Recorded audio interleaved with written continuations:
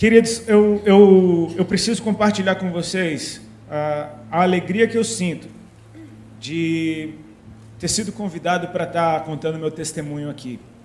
Tem 14 anos que o Senhor se revelou a mim. E nesses 14 anos ele não parou de se revelar. Isso é muito lindo. Eu acho que é interessante a gente começar sabendo que a obra ela não termina quando ela começa. Que revelação poderosa.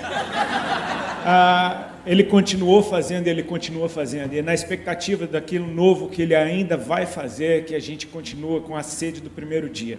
A gente está sempre esperando ver o novo da parte do Senhor. A Bíblia é a mesma, ela não vai mudar. Mas os lugares que nós entramos em Deus têm vistas diferentes para o trono.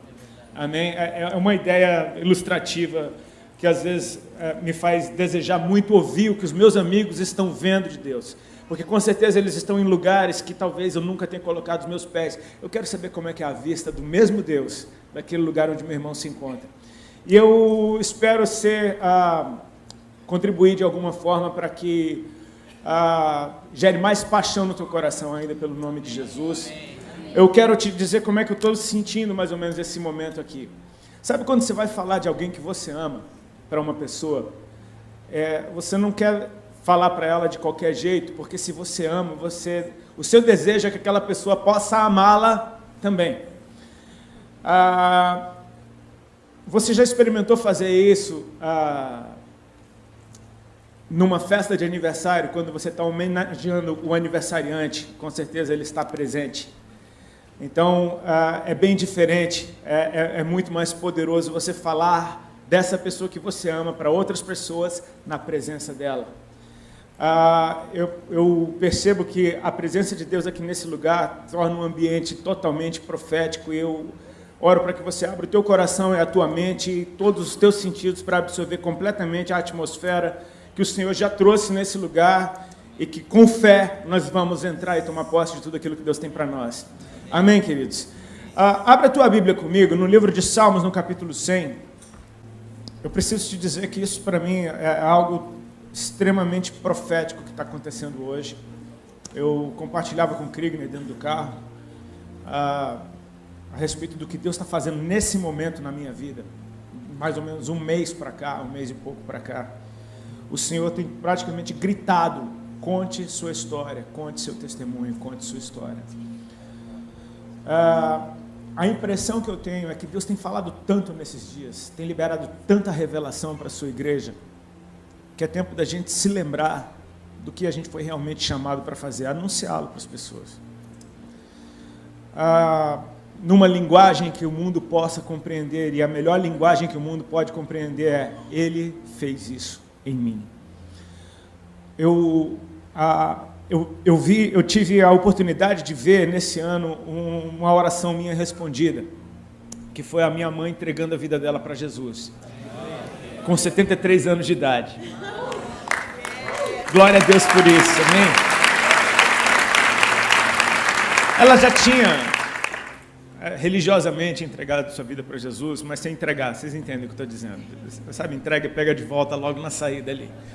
Esse ano ela teve as experiências dela com Deus.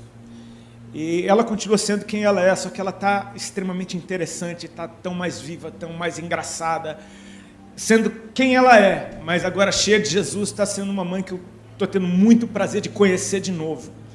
E eu estava ministrando em Brasília, logo após a conferência Dunamis, onde o Todd White esteve aqui ministrando, e é um dos evangelistas mais loucos que eu já vi na minha vida.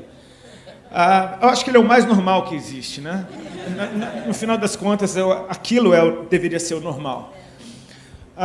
Eu fui para Brasília ministrar, e lá eu ministrei. E minha mãe, assim, ela é mãe. Ela é super, ultra, mega coruja. Para ela, eu sou o melhor pregador do mundo inteiro. E ao final de uma ministração, minha mãe começou: meu filho, aquela mensagem foi linda, meu Deus, como é que você fala? Meu Deus, eu nunca vi um negócio daquele. Rapaz, olha, como é que você sabe dessas coisas e não sei o que. E eu, tá, mãe, tá. E você fica com aquele negócio, ela fala isso na frente dos pastores, né? Então você fica: tá, mãe, tá. Aí ela diz: mas olhe. Aí ela botou aquele dedo de mãe na minha cara e falou: você tem que contar a sua história. Você não deixe de contar a sua história. E a sensação que eu tive na hora que ela falou isso é a mesma sensação que eu tenho quando muitas vezes a minha esposa está falando, eu estou falando, tá, tudo bem, tá, e de repente Deus começa a falar através do que ela está me dizendo, e rola alguma coisa dentro do meu coração, tipo assim, para e ouve, porque eu estou falando contigo. E aí eu no meio daquele, tá, tudo bem, ele falou. Eu tive a mesma sensação quando a minha mãe disse isso. E, eu estou correndo de um lado para o outro e Deus só está falando a respeito. Conte sua história, conte seu testemunho, conte sua história, conte seu testemunho. Ontem eu ministrei em Fortaleza e eu praticamente só tive que ler o texto do filho pródigo e teve muita salvação, porque tem uma atmosfera a respeito de evangelismo poderosa. Então, assim, eu estou muito feliz, Theo, com esse convite de poder estar aqui compartilhando com vocês essa história. Todos acharam o Salmo 100? Amém? Olha o que a palavra de Deus diz. Celebrai com júbilo ao Senhor todas as terras. Servi ao Senhor com alegria. Apresentai-vos diante dele com cântico. Sabei que o Senhor é Deus, foi ele quem nos fez e dele somos. Somos o seu povo e rebanho do seu pastoreio. Entrai por suas portas com ações de graças e nos seus átrios com hinos de louvor. Rendei-lhe graças e bendizei-lhe o seu nome. Por quê? Repete comigo, por quê? Por quê? Se pergunte, por quê? Por quê? Pergunte para quem está do seu lado, por quê? Para o outro lado, por quê? Pergunte aos céus, por quê? Porque o Senhor é bom. E a sua misericórdia dura para sempre, de geração em geração, a sua fidelidade. Há um motivo, há uma razão para nós estarmos empolgados, reunidos, por termos saído da nossa zona de conforto, para estarmos nesse lugar. Há um motivo para esse grupo de louvor ensaiar e desejar fazer o seu melhor para Deus. Há um motivo para que todas as pessoas que servem na casa do Senhor estarem aqui, servindo a homens como quem serve a Deus. É porque Ele é bom. Eu não sei se isso já aconteceu com você, mas eu já tive muitas vezes vontade de me esmurrar quando eu lembro do tempo que eu vivi longe do Senhor e das loucuras que eu fazia. Eu pensava, eu estava louco? O que é que tinha acontecido comigo? É interessante que mesmo fora de uma vida com Cristo, fora da igreja, todas as pessoas no mundo têm alguma opinião a respeito de quem Deus é. Todas as pessoas têm alguma coisa para falar de Deus. Ainda que eles não saibam nada de Deus, eles dizem, Deus para mim é... E então vem aquela definição mais louca do mundo. Eu já vi gente dizendo que Deus é a energia, que Deus é o sol. Falei, meu Deus, que Deus é o amor. Deus é amor. Legal, essa daí chegou... Tá num bom caminho. Mas é interessante quando você vê gente dizendo que Deus é mau. Que se Deus existe, por que houveram aqueles atentados na França?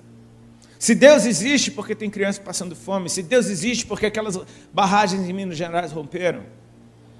E o mundo fala de Deus querendo negar a sua existência. Eu acho tão bonitinho isso quando ateus tentam explicar que Deus não existe, porque eles leem tanto, cara, eles investem tanto em algo que eles dizem que não existe, que eu penso, você é o cara mais crente que tem. Porque eu, por exemplo, eu não creio em Papai Noel, nunca precisei ler um livro sequer para me provar que Papai Noel não existe. Agora você precisa ler isso tudo, e basta Deus curar uma gripe que acabou a sua literatura inteira. É interessante porque a gente é bombardeado todos os dias com informações de quem não ama a Deus. E o pior, de quem nunca o conheceu. Então você falar de alguém que você não conhece é bem perigoso. A probabilidade de você falar besteira é gigantesca. Falar do que você não sabe já é perigoso. Falar de quem você não conhece. Baseado nas informações que você tem pela falta de experiência com ele. Queridos, eu não tenho razão alguma, nem motivo algum, para dar ouvidos ao que o mundo diz sobre o meu Deus, porque quando eu o conheci, a primeira coisa que eu experimentei foi a sua bondade.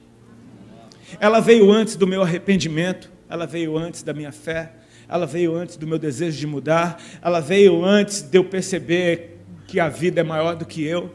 A bondade do Senhor, ela veio na frente. Ele é bom.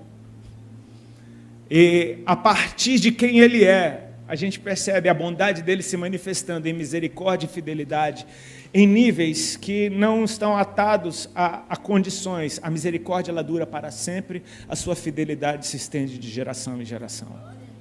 Ele é bom em todo o tempo. Ele é bom. Quando o Senhor se revelou a mim, foi um momento da minha vida onde eu estava extremamente arrogante e soberbo, não porque eu desejasse isso, mas porque as minhas feridas e as minhas crises existenciais, baixa autoestima, usaram essa arrogância e soberba como uma proteção de defesa. Você sofre tanto na mão do mundo que agora você se endurece para não sofrer mais. Você já teve seu coração quebrado tantas vezes, então você endurece seu coração para que ninguém quebre o seu coração de novo. E eu vim de uma família de médicos, de gente que ralou muito, estudou muito, e parecia que o meu destino estava fadado a ser um médico, ou alguém que pelo menos quisesse estudar. E nada disso aconteceu.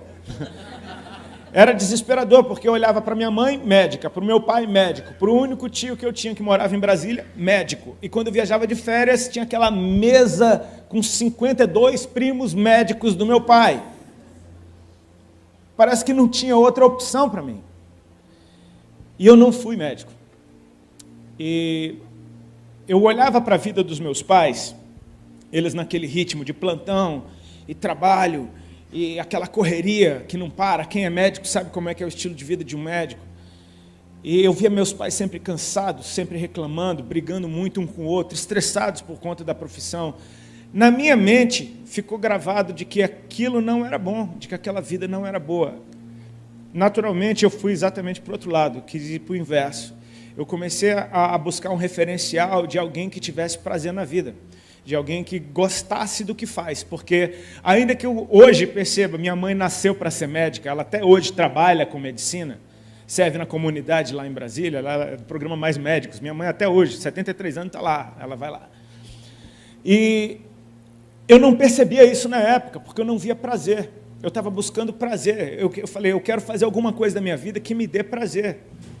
E, naturalmente, eu me lembro até hoje que a primeira imagem que ficou gravada do referencial que eu queria foi um clipe do Van Halen que eu vi, passava, acho que no Fantástico. E era um clipe que eles viravam criança, eles estavam no colégio, bom, o nome da música eu não vou nem falar porque vai que não é apropriado. Mas eu lembro que era uma cena do guitarrista do Van Halen, o Ed Van Halen, ele solando a guitarra dele em cima das carteiras do colégio, e ele vinha com a calça rasgada, um cabelão desgrenhado, com um cigarro no canto da boca. Eu falei, cara, é isso que eu quero. É isso, andar em cima das carteiras do colégio, todo rasgado, desgrenhado, fumando. Eu nem fumava. Mas aquilo me passou uma liberdade, tipo assim, eu falei, eu quero isso para mim. Eu acreditei nesse sonho, essa foi a visão que eu tive de uma vida perfeita.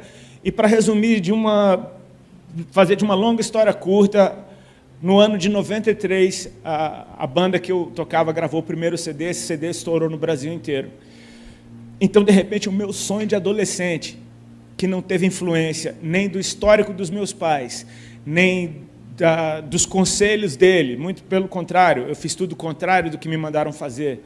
De repente, o meu plano deu certo, a minha história aconteceu. Então eu me tornei arrogante, soberbo. Você detecta a diferença no trato das pessoas, e eu percebi que ninguém era bom.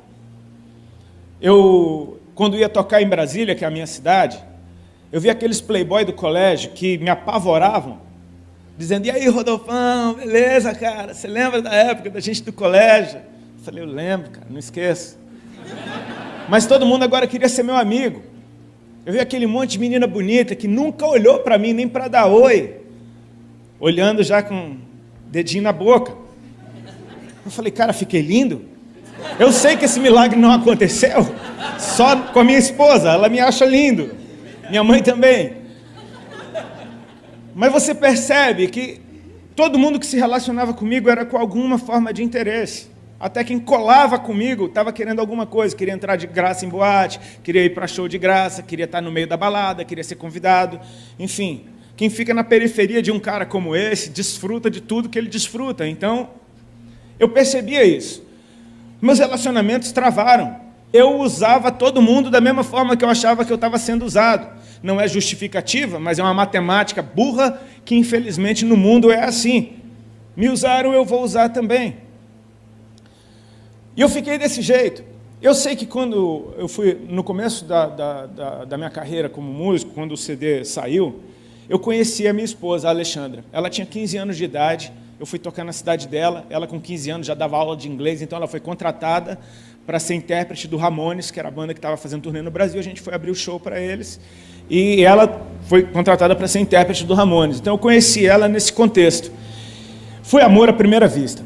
Aí eu percebi que o dom profético fluía na minha vida, porque, eu olhei para ela, eu desci do ônibus, eu me lembro até hoje, o ônibus parou lá em Balneário Camboriú, que é a cidade que eu moro hoje. Eu chego no saguão do hotel, tá lá aquela menina linda, com 15 aninhos, toda bonitinha, de vestidinho. Oi, toda simpática, sendo simpática com todo mundo. Ela foi simpática comigo de um jeito que eu fiquei louco. E assim, eu era monossilábico, eu não conseguia falar nada com ninguém. Minhas cantadas eram as piores do mundo, eu desistia, não tinha uma cantada que prestasse, nunca colou. E doidão ainda, então era só... E eu pensei, cara, eu tenho que falar alguma coisa para ela, porque assim, eu pensei, cara, tá cheio de gringo aqui, os caras do Ramones, os caras do Sepultura. Era uma turnê louca, Ramones, Sepultura, Ramones não tinha nada a ver, mas tudo bem.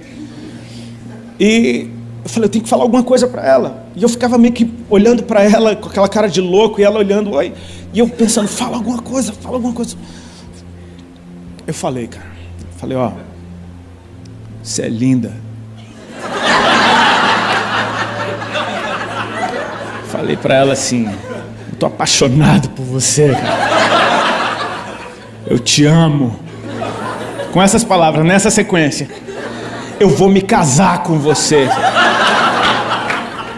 Eu falei, você não acredita, mas você vai ver só. Cara, tudo aconteceu. Tudo aconteceu. Não tente isso em casa, amém? Funcionou comigo. Ela é linda, eu sou apaixonado todo dia, eu amo ela e casei com ela e ela viu. Pronto. O que eu falei aconteceu. Ela não me deu muita bola, ela achou que eu era louco. Ela falou que cantava horrível, que eu era louco. Mas eram vários dias de ali juntos, e a gente foi ficando amiguinho, e eu achei lindo que ela não me dava mole. Falei, cara, ela tá fazendo jogo duro. Ela é diferente, cara. Ela é diferente. Sabe o que ela passou? Que ela tinha valor. Que, tipo assim, tá pensando o quê? Mas ela ficou minha amiga. Ela me deu alguma liberdade de sentar perto dela, de conversar com ela o tempo inteiro. Foi super simpática, dizendo não. Eu me apaixonei. Fiquei louco. Falei, cara, com essa eu caso, de verdade.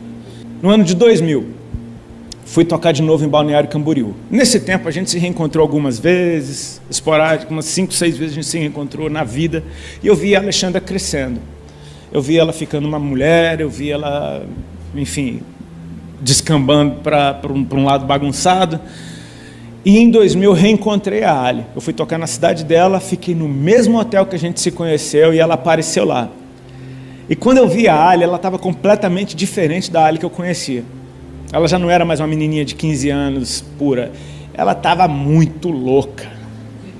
O cabelo todo coloridaço, com alergia que descia na testa, assim, de tanta droga que ela usava. Estava linda, mas com aquela alergia. Aquela alergia era meio exótica. Uma alergia exótica. Ela era da rave. O amor que a gente sentia um pelo outro estava ali ainda.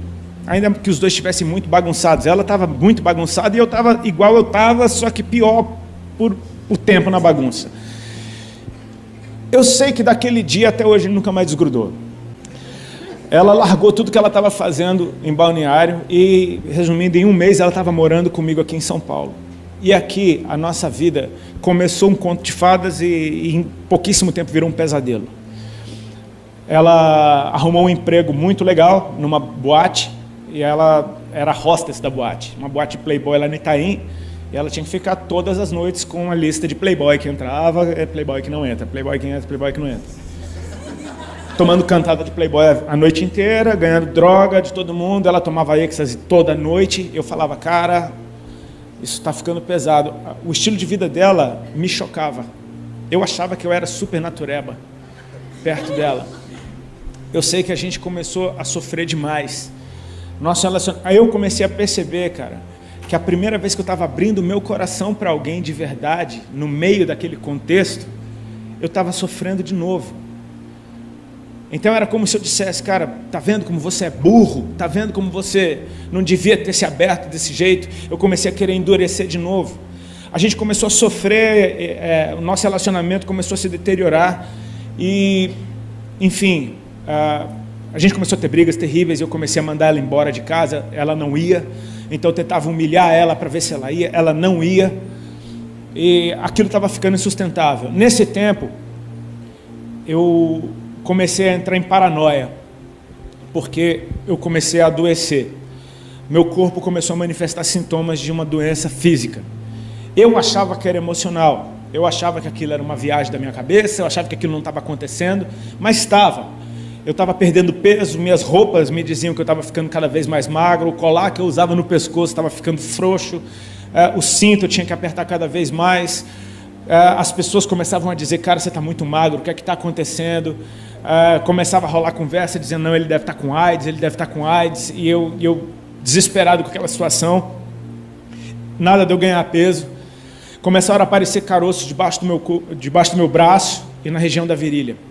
Eu me lembro que apareceu um, eu achei que era uma íngua, não desaparecia, apareceu outro, apareceu outro, apareceu outro, apareceu no outro braço, apareceu na virilha, e quando eu vi eu estava cheio de caroços que só aumentava de tamanho, de quantidade, e aquilo se estendia por 1 mês, 2, 3, 4, 5, 6, 7 meses, 8 meses sofrendo com esses caroços, e era um sofrimento silencioso, porque eu não tinha coragem de contar isso para ninguém, porque a realidade do que estava acontecendo na minha vida denunciava de que eu não era tudo aquilo que eu achava que eu era.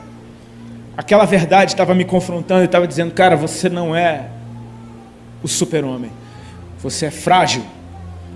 E eu estava me sentindo extremamente fragilizado no meu corpo, na minha alma, porque meus sentimentos estavam arrebentados naquele momento, ou seja, eu me tornei uma pessoa extremamente amarga. E foi aí que Jesus começou a colocar o plano dele em prática. A Ali carregava sementes dentro dela. A Ali, ela veio de uma família que foi da igreja, que não estava mais nos caminhos do Senhor. A Ali tinha sido aquelas pessoas que aceitou Jesus umas 350 vezes na vida. E toda vez que a vida dela estava difícil, ela ia para uma igreja, aceitava Jesus de novo, pegava a vida dela na volta, mas aquele momento do doril, ela experimentava, tipo, a dor sumiu, Jesus, tu és muito bom, obrigado, mas até a próxima. Ela nunca tinha tido um compromisso com o Senhor, mas ela tinha sido exposta inúmeras vezes ao amor de Deus, ao ponto dela sempre voltar para Ele. E isso é muito lindo a respeito do nosso Senhor. A misericórdia dEle, ela dura para sempre, cara. Ele nos perdoa constantemente. Ela não tinha ainda a revelação de quem Ele era. Então, ela fez o que ela acostumava a fazer a vida inteira, tinha sempre dado certo. Ela correu para os pés do Senhor por causa das dores dela. Ela falava, Senhor, se o Senhor mudar minha situação com o Rodolfo, eu nunca mais te largo. E o que acontece é que naquele momento da vida dela, ela começou a se tocar de algumas coisas cruciais. Ela falou, cara, Deus me chamou a vida inteira e eu nunca respondi. Isso que está acontecendo comigo hoje é fruto das minhas escolhas. Ela falou, eu vou levar Deus a sério. E ela começou a arrumar um telefone de uma pastora, que deu telefone de outra, que deu telefone de um monte de irmã, e daqui a pouco ela tinha um círculo de oração de gente que orava por ela. Umas irmãzinhas lá da Vila Carrão, que, estava direto com ela no telefone, e ela começou com uns papos de crente dentro de casa. Eu falei, que conversa é essa? Virou crente agora, ficou louca, está querendo uma de santa. Eu estava totalmente resistente a tudo aquilo, eu não queria nada de Deus. Minha vida já está uma droga, ainda a mulher vira crente. Eu falei, pelo amor de Deus, onde é que isso vai parar? E ela se envolvendo cada vez mais. Era o tempo todo, era toda briga, ela ligava para uma irmã, para chorar para as irmãs. Eu falava, meu Deus, nem sei quem são essas pessoas, está falando da nossa vida. eu viajava para fazer show com a banda, ela ia para a periferia, passava o fim de semana na casa das irmãs. E as irmãs não tinham tempo ruim, meu amigo. Era culto todo dia, o dia todo, era monte, era vigília, Ela voltava tendo que descarregar isso em alguém, e era eu. Eu não aguentava aquilo. Eu sei que eu fui resistindo, daqui a pouco ela veio com uma notícia: essas irmãs vão vir aqui em casa. Eu falei, Falei, isso não está legal. Mas eu não tinha moral alguma, eu estava completamente arrasado dentro de mim, eu não tinha nem autoridade para dizer, não vem, acabou. Não, eu falei, quando é que elas vêm? Segunda-feira. Eu falei, então segunda-feira eu vou fazer alguma coisa, não vou ficar aqui. Ela falou, só que são 7 segunda-feira. Aí eu, poxa, 7 segunda-feira, toda segunda-feira eu vou ter que arrumar alguma coisa para fazer. E eu fiz o meu plano, e eu falei, cara, eu vou ficar fora, não quero saber de crente, não quero saber dessas irmãs loucas, não quero, a mulher está ficando louca, minha vida já está horrível. E eu fugi, só que aí teve uma vez que eu esqueci que elas vinham. Quando elas chegaram, eu estava lá, eu falei, e agora o que eu faço? Aí a Ali falou, fica. Eu falei, tá bom. E foi chocante, porque aquele grupo de irmãs parecia a minha avó, cara. Todas elas pareciam minha avó. Eu falei, meu Deus, eu pensava, Ali, como é que você anda com um povo desse? Eu falei, essas são as irmãs, meu... Chegaram lá, tudo simplesinha, daqui a pouco começaram a orar, e elas, ultra, mega, hiper pentecostais, cara, elas deram lugar rapidinho ao Senhor. E daquele jeito delas, né, pulando num pé só, rodando, correndo pela casa, karatê, dando espadada. Elas não se intimidaram nem um pouco com a minha presença e com estar na minha casa. Eu era um intruso naquele lugar. E eu me senti assim, eu me lembro que eu me senti extremamente intimidado. Quando a primeira começou a orar em línguas, que eu lembro dela dar uma sapateada no chão, já desatou a língua estranha, daqui a pouco todas pegaram, e daqui a pouco eu, o que está acontecendo? Eu fui encostando na parede, eu fiquei com os olhos arregalados, coração desesperado, vendo aquelas mulheres correndo pela casa. Eu falei, cara, ficou tudo louco isso aqui. E daqui, cara, Deus tem o jeito dele. Daqui a pouco lá vem uma, ela fez a tangente no sofá, ela veio, eu lembro até hoje da curva que ela fez no sofá. Ela veio com o dedo já, tacou o dedão na minha cara e falou, o irmão, a voz dela já estava assim, o irmão já aceitou Jesus? Cara, foi tipo Capitão Nascimento. Falei, já? Já? E a Ali estava do lado, a Ali falou, quando? Eu falei, não. Eu estava enquadrado, eu falei, cara, eu estava com medo, era muito medo. Hoje é engraçado, mas na hora não foi. A irmã entendeu, ela falou, você quer aceitar Jesus, filho? Eu falei, quero. Eu estava completamente intimidado. E ela falou, então faz uma oração comigo. E tudo que ela falou naquela oração eu repeti. Elas deram glória a Deus, elas disseram que eu estava salvo. Elas disseram que Jesus tinha me perdoado e que Ele agora era o meu Deus e que eu era um filho dele. Eu falei, Elas oraram e foram embora. Ficou eu e a Ali naquela sala. Eu falei, que é isso?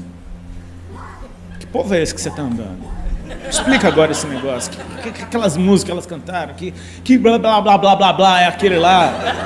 Eu falei, tá louco, pelo amor de Deus. Enrolei uma bomba, fumei. Eu falei, não tô aguentando, mano. Doido pra fumar. Passou uma semana. Não foi bem uma semana. No meio daquela semana, uma delas ligou lá em casa. Eu atendi o telefone. Ela falou, oi, irmã Sandra. Eu falei, peraí que eu vou chamar a Alexandra. Ela falou, não, é com você que eu quero falar. Eu falei,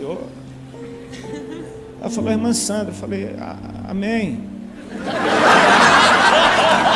Aí ela disse, você lembra de mim? Eu falei, lembro. Não lembrava nada, tinha 5. Aí ela falou, eu era uma caladinha.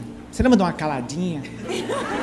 Aí eu lembrei mesmo, tinha uma que não abriu a boca, cara. Só ficava me olhando torto. Ela não olhava bonito, não. Ela, uma cara braba, olhando assim. Ela foi a que mais me incomodou. E ela falou, eu sou aquela calada. Eu falei, oi, justo a mais calada tinha alguma coisa para falar comigo. Eu falei, pode falar. Então, filho, eu estava orando por você e o Senhor começou a me falar. E o Senhor começou a falar para ela coisas a respeito do meu relacionamento com a Ali, da forma que eu olhava para ela, o que eu enxergava nela. Eu falei, A Alexandra contou tudo para a irmã, né? A irmã está só aqui fazendo a ponte para resolver nossa situação. E eu, por educação, falei, é verdade. Estava dando muita bola, esperando a ligação terminar. Daqui a pouco, Deus começou a falar algumas coisas a respeito da minha vida. Sabe quando a palavra ela entra lá no fundo do teu coração, parece que alguém deu um mergulho dentro de você? E aquela mulher da periferia estava falando coisa a respeito da dor que eu tinha. Ela falava, Jesus mandou dizer isso para você. E assim foi lindo, porque... Desculpa.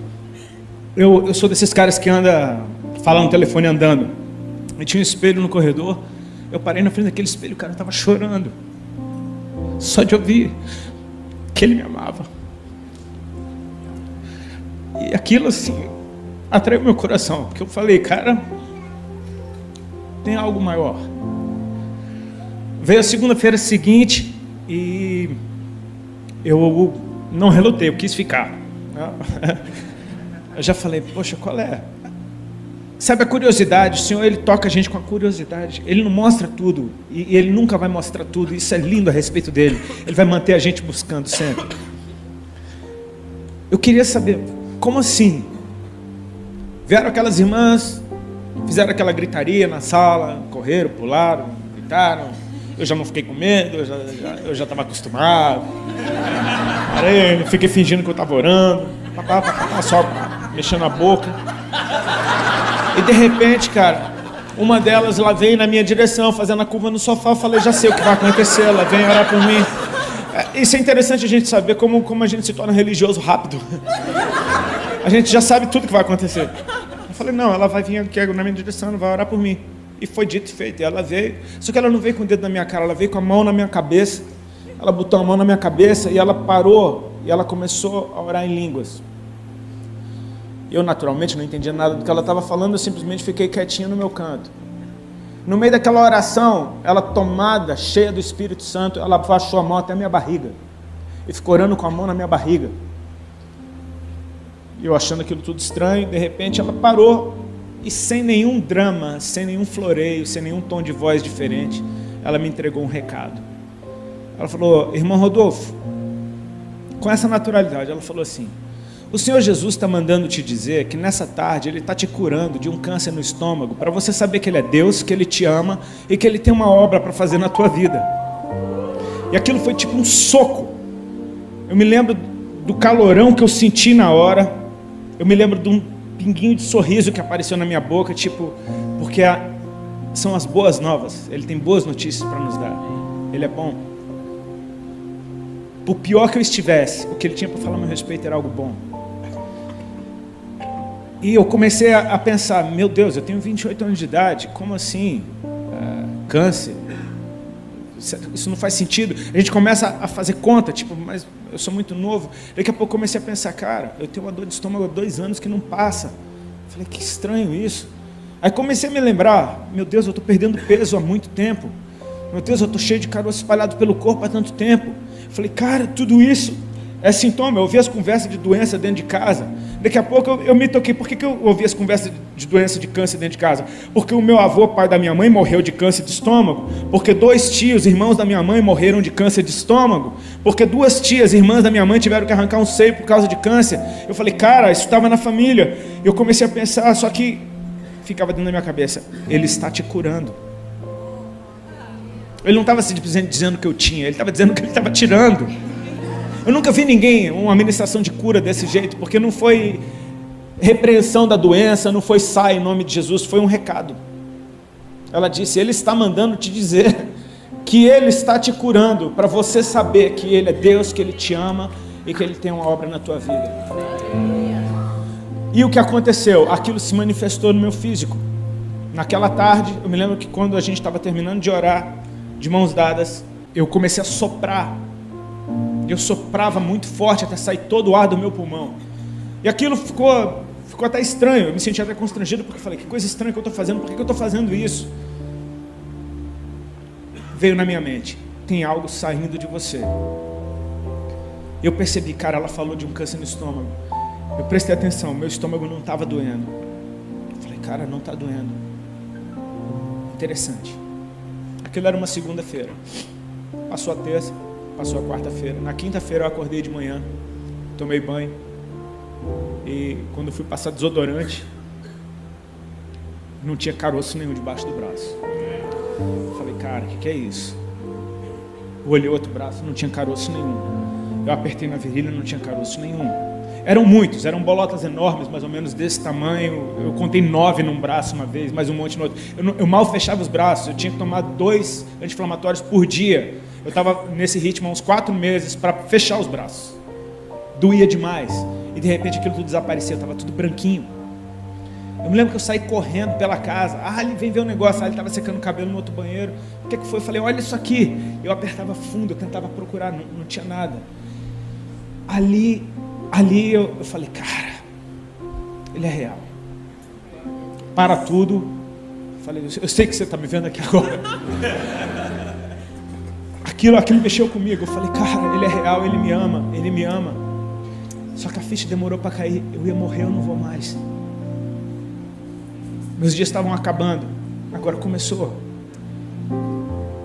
Sabe, antes de tudo, queridos, a bondade do Senhor se manifestou. E por causa da bondade dele, eu quis estar perto dele. Então eu comecei a andar com as irmãzinhas também. Comecei para lá e para cá. Eu falei, quero aprender. Me fala mais de Jesus. Todo culto que eu ia tinha alguma coisa para eu ouvir. Todo culto acontecia alguma coisa. Deus foi fazendo coisas tão rápidas na nossa vida. A gente noivou em semanas, porque a irmã falou, olha, é bom vocês casarem. E estava chegando o aniversário da Alha, eu comprei um par de aliança de presente e fiz o nosso noivado debaixo da mesa do restaurante. Falei, dá sua mão aqui, enfiei sem ela ver. Ela olhou, chorou. E aí a gente foi dar notícia do noivado para os pais dela. Fomos para Balneário Camboriú. Pega a prancha, pega umas roupas. Vamos de última hora. Pega o bagulho que tem, leva. E fomos lá e eu não me programei. Então eu cheguei lá em Balneário, eu tinha pouca maconha. E eu me lembro de um dia no hotel, eu estava tentando fumar. Quer dizer, eu estava fumando e tentando ler a Bíblia. Porque eu estava apaixonado por Deus. Eu não sabia nada dele. Eu não conhecia um livro da Bíblia, eu não sabia nada. Eu só sabia da palavra do cego de Jericó, que foi o que a irmã pregou no dia que eu aceitei Jesus. Eu estava procurando o tal do cego na Bíblia, eu não achava ele. Fumando meu bagulho, a Ali tinha ido para a casa da mãe dela, eu estava no hotel, eu estou lá fumando, daqui a pouco eu estou fumando e eu estou prestando atenção. Cara, é o último baseado que eu tenho. Eu falei, comecei a esquecer da Bíblia, comecei a pensar, é o último baseado que eu tenho, como é que eu vou fazer para fumar amanhã? O que é que eu vou fazer? E aí, como é que eu vou fazer? É o último. Daqui a pouco eu comecei a... É o último, cara. É o último. Cara, é o último. Fumei ele todinho. Miserável. É o último, cara. É o último. E sabe o que foi engraçado? Que quando eu terminei de fumar ele, acabou. Eu falei, eu vou fumar tudo para não ter chance de eu querer depois. Falei, cara, eu estava decidido. É o último. Acabou. Falei, o que eu faço agora? Eu estava lá doidão, sem maconha, com a Bíblia. Hoje eu sei que foi o Espírito. Na hora eu achei que foi uma grande ideia. Eu peguei o telefone e liguei para a casa da mãe da Ali. Era umas 11h30 da noite. A Ali atendeu. Ela falou, oi amor, já estou indo para casa. Ela veio se explicando. Eu falei, não, eu tenho uma notícia para te dar. Com a voz de doidão. Ela falou, qual a notícia, amor? Eu falei, parei de fumar. 5 minutos depois do último baseado, eu dei testemunho. Parei de fumar. Ela fez alguns segundos de silêncio e disse, amém. Porque eu acho que ela não queria parar de fumar. E eu nunca mais botei um baseado na boca. Deixa eu te falar. É a bondade do Senhor. É a bondade do Senhor. Ele foi muito bom comigo. Ele começou a me atrair e eu comecei a ter tanto prazer nos momentos que eu estava perto dele. Que eu ia naquelas igrejinhas da periferia, eu não sabia nada de nada, então eu ia a todas as igrejas ao mesmo tempo. E Deus, com muita misericórdia, usava as pessoas. Em todo canto que eu ia, eu recebia amor, eu ouvia palavra, tinha algum profeta, eis que te digo. Era intenso o negócio, era uma coisa que não parava. E a gente ia ficando bobo. Eu me lembro de uma vez, eu saindo de um culto na casa de um irmão, que era numa favela, e eu todo chorado, ainda no culto. E aí eu cheguei no carro, acendi um cigarro, e eu tô chorando, eu falando, cara, cigarro não tem mais nada a ver. Daqui a pouco eu comecei a querer parar de fumar cigarro. Quando você vê, as coisas foram caminhando simplesmente por exposição à presença dele. O Espírito convence. Ele foi me convencendo, tipo, isso aqui não é legal. Não é que eu não posso fumar porque senão eu vou pro inferno. Não, é tipo assim, poxa, ele é tão bom, por que eu ainda estou preso nisso? Eu comecei a olhar para ele, e você percebe, conhece a verdade, cara. Ela te liberta. Eu comecei a ir atrás dele, eu comecei a buscá-lo, comecei a querer conhecê-lo. E nessa inocência de simplesmente se mover por aquilo que meu coração estava me impulsionando, porque em questão de meses eu estava noivo, não fumava mais maconha, estava ficando gordinho, engordei 19 quilos em 3 meses. Virei uma bolinha, todo mundo percebendo, tá gordinho. Agora eu começava a ouvir bullying. E eu estava amando aquele bullying, porque eu falei, cara, esse bullying, ele testifica de que eu estou curado, não é viagem, está acontecendo. Eu apertava debaixo do braço o dia inteiro, só para ver se não tinha nada ali. Então, sabe aquele dia que você fala, poxa, será que isso não é uma viagem da minha cabeça? Apertava debaixo, não é. O Chechel até brincou uma vez, né, meu batera, ele é cheio de tiradinha, ele não pode ouvir uma tiradinha dessa, uma oportunidade. Eu estava uma vez contando um testemunho, e ele ouvindo, eu estava falando, eu falei, irmãos, tinha vezes que o meu sovaco pregava para mim, porque era só apertar debaixo do braço que eu me lembrava que Jesus era real. Aí eu vi o Chechel caindo na risada. Esse cara tá rindo. Daqui a pouco ele chegou, Rodi, sabe como é o nome do teu sovaco, cara? Falei, qual? Aí ele, é Axilas Malafaia. Aí ele pregava para você, cara. Falei, meu Deus do céu. Isso é coisa do Chechel. Quem conhece ele sabe que ele é uma figura. A mente dele trabalha muito rápido. Eu sei que esse processo o Senhor, ele foi se revelando para mim naquele nosso estilo de vida recluso. Era eu, a Ali e as irmãs. Só que ao mesmo tempo eu estava tendo compromisso com a banda todo fim de semana. Eu tentava me comportar normal. Cara, eu tentei muito ser normal. Eu tentava. Só que eu já não fumava mais. Só parou de fumar, parei. Estranho. Minha conversa começa a mudar. Estranho. De repente,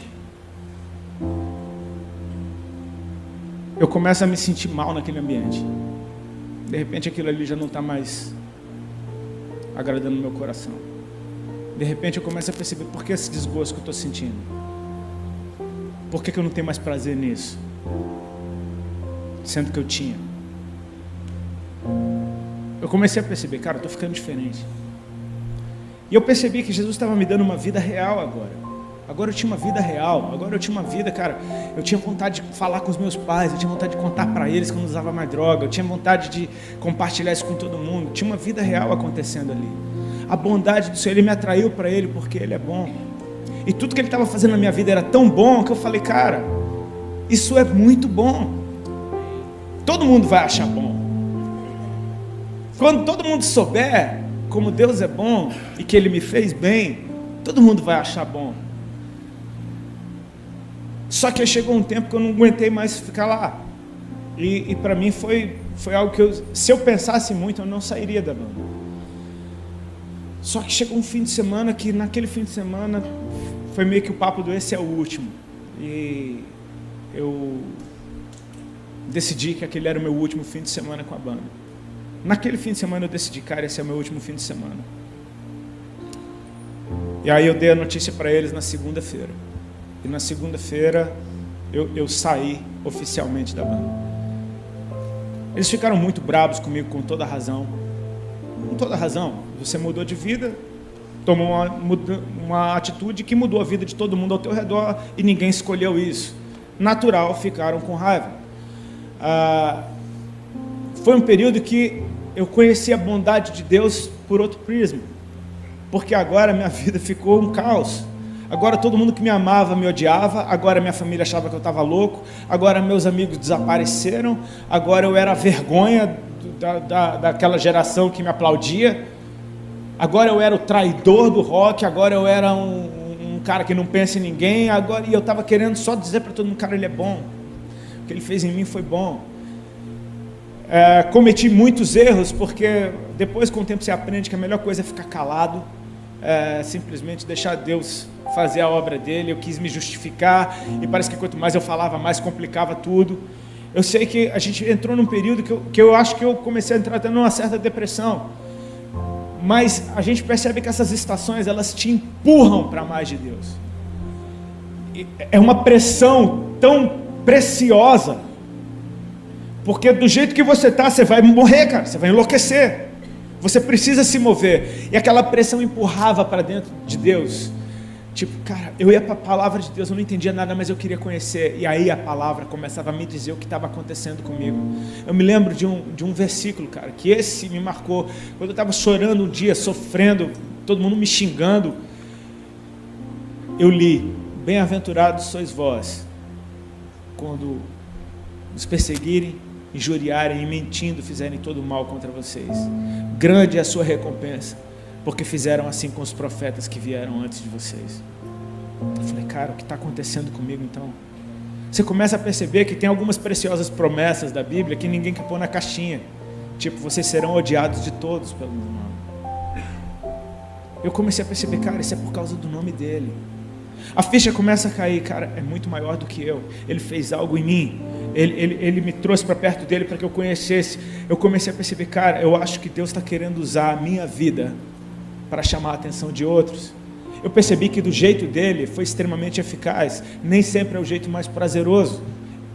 Eu estava no auge da minha carreira, no lugar que todo mundo podia me ver, e lá ele pegou a minha vida, ele virou ao avesso, e todo mundo, gostando ou não, viu o que aconteceu. Ele fez o nome dele conhecido. E eu comecei a experimentar o prazer de andar na direção do Senhor. A Bíblia diz: achegai-vos a Deus e Ele se achegará a vós outros.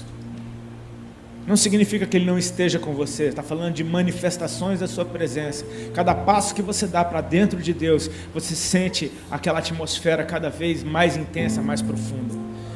É aquela alegria na alma de fazer a vontade do Senhor. Quando você faz o que Ele te mandou, você sente um gozo na alma que você fala, cara, é para isso que eu nasci. Eu comecei a experimentar o prazer de compartilhar Jesus com os outros. Eu comecei a experimentar o prazer de ouvir a palavra de Deus. Eu comecei a experimentar o prazer de ir na casa do Senhor. E por mais que as igrejas parecessem religiosas e meio, umas muito de um jeito, outras muito de outro, eu tinha a Bíblia que me falava do templo. Eu vi aqueles cristãos no livro de Atos indo todos os dias ao templo. Então toda vez que eu estava entrando numa igreja, qualquer que fosse, eu estava entrando no templo do Senhor, porque um dia Jesus tinha entrado na minha vida. Eu estava numa atmosfera que a palavra de Deus, ela estava sendo meu alimento, meu suporte, a minha proteção, meu amigo, estava sendo meu conselheiro, estava sendo tudo ao meu redor. E Deus começou então um processo de me levar a lugares para eu contar o que estava acontecendo na minha vida, como eu estou fazendo hoje, 14 anos depois. Sabe, hoje eu estou num momento da minha vida que está interessante, está engraçado, parece que a obra está começando a começar. Hoje eu sou convidado para ir a muitos lugares, para pregar a palavra de Deus, e Deus, por sua infinita misericórdia, tem me dado algumas mensagens que tem dado fruto por aí, mas tem uma mensagem que Ele escreveu em mim,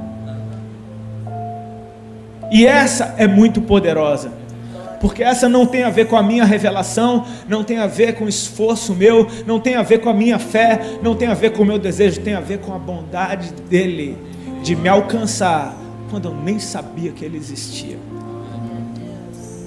Sabe, para mim é um prazer poder compartilhar com vocês, uma história que, bom, a gente escolheu uma fé que não pode mentir, então vai ser sempre a mesma história.